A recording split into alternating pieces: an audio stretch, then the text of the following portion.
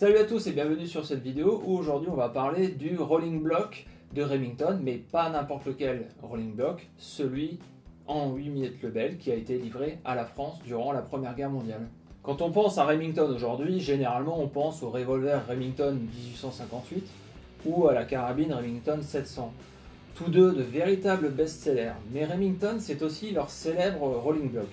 Du moins, si les deux premières armes que j'ai citées sont encore aujourd'hui largement utilisées, le rolling block l'est moins et pourtant ce fut probablement le best-seller de Remington durant le 19e siècle. Ce fusil a été utilisé dans un nombre impressionnant de pays et existe dans tellement de calibres différents qu'il me serait impossible de faire une liste. Remington, c'est aussi un des plus vieux fabricants d'armes des États-Unis, avec un début en 1816 par Eliphalet Remington II. Ouais, c'est bien son nom. Le brevet du rolling block a été déposé en 1863, en pleine guerre de sécession. Cependant, le fusil n'a pas eu le temps de sortir pour être utilisé durant ce conflit.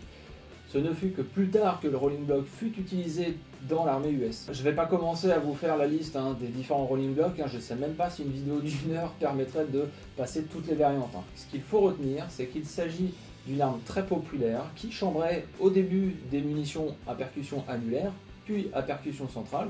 Certains modèles, comme le 1867 danois, peuvent même chambrer les deux types de munitions. Le rolling block fut bien entendu amélioré lorsque la poudre sans fumée fut inventée et il finira sa carrière dans l'armée française. C'est d'ailleurs ce modèle-là que je vous présente aujourd'hui. A noter aussi qu'en plus des fusils dans tous les calibres et tous les modèles possibles, qu'ils soient militaires pour la chasse ou le tir sportif, il y a eu en plus des pistolets utilisant simplement le même système.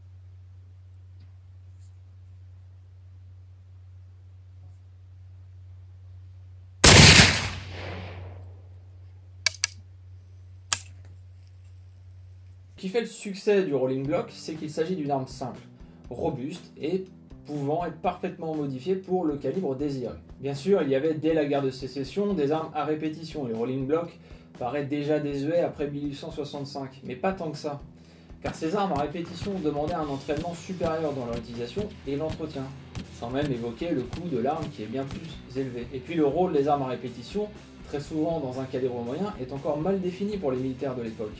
Il faut un fusil dans un calibre de guerre, limite capable d'abattre le cheval d'un cavalier en pleine course. Et puis les tirs se font encore sur l'ordre de l'officier et par salve. Donc le rolling block remplit parfaitement ce rôle. En France, le rolling block de Remington est déjà bien connu avant 1914. C'est durant la guerre de 1870 qu'ils seront utilisés. Je pense qu'un jour je ferai une vidéo dédiée à l'armement de la guerre de 1870 car c'est juste hallucinant de voir tout le matériel qui a été utilisé durant ce conflit.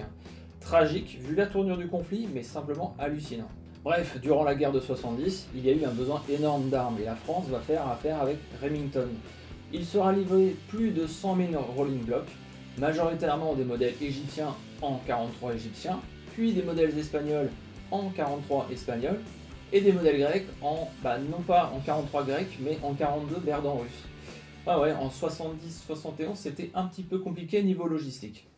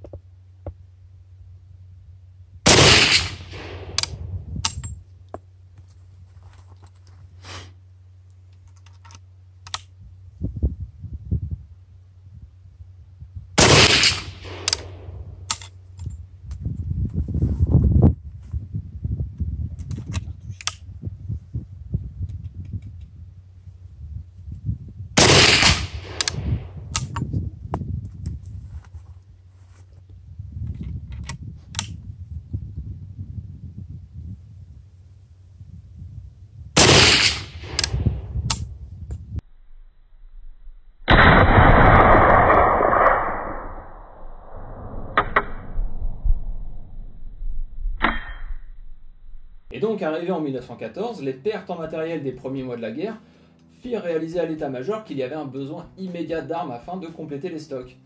Vous allez me dire qu'acheter des fusils monocoup en 1914 pour remplacer les fusils Lebel n'était pas une bonne idée. Oui, c'est vrai, mais en achetant des rolling blocks, l'idée n'était pas de les transmettre directement aux combattants. Non, l'idée était surtout de pouvoir fournir toutes les troupes qui n'allaient pas combattre directement, mais qui avaient tout de même besoin d'une arme, comme les conducteurs de camions, les servants de l'artillerie lourde, ceux qui gardaient les stocks de munitions, les casernes, etc. Et par la même occasion, de récupérer les Lebel ou fusils Berthier qui étaient à leur service, pour les redistribuer aux combattants, qui avaient besoin d'une meilleure arme.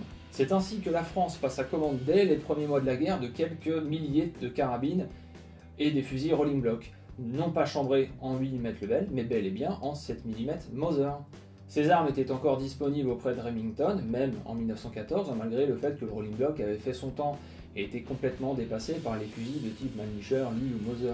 Mais à l'époque, il pouvait rester une arme de choix pour des armées qui ne pouvaient pas se payer le luxe d'un nouveau fusil à magasin ou pour équiper des troupes de seconde ligne, comme ce fut le cas avec la France. De plus, avec la guerre de 1870, l'armée française était déjà familiarisée avec le rolling block, donc il peut sembler assez logique d'en avoir acheté.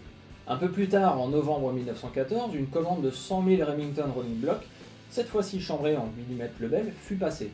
Il est évident qu'il était beaucoup plus pratique d'acquérir des fusils chambrés dans le calibre standard de l'armée française, plutôt que de multiplier les calibres avec par exemple le 7 mm Mauser, sans parler des carabines semi-automatiques de Winchester en 351 SL, et que sais-je encore. La livraison va prendre un peu de retard et commencera à partir de mars 1915 pour être terminée en septembre 1916. Cette version du rolling block en 8 mm Lebel fabriquée pour la France est la dernière variante du rolling block et la fin de sa carrière. Pour l'armée française, il s'agit d'un rolling block modèle 1914. Pour Remington, il s'agit d'une base du modèle 10 convertie en mm Lebel. Pour les identifier, rien de plus simple, le marquage sur le canon 8 mm vous indique simplement qu'il s'agit d'une arme utilisée par la France. Une baïonnette sera aussi livrée, qui est unique au contrat français, et plus difficile à trouver que le fusil aujourd'hui. L'achat de ces fusils n'est pas un mauvais choix en soi, en considérant qu'il s'agit d'une arme destinée principalement à équiper des hommes dans l'artillerie lourde, car c'est une arme simple à utiliser, simple à entretenir, très robuste aussi, et qui ne demande pas une instruction compliquée pour être utilisée. Le fonctionnement est en effet assez simple, il suffit d'armer le chien, ouvrir le clapet et insérer une cartouche. La détente reste quand même assez lourde. Après le tir, en ouvrant sèchement le clapet, il y a un extracteur qui va en réalité extraire et même quasiment éjecter l'étui vide, permettant de facilement réintroduire une cartouche.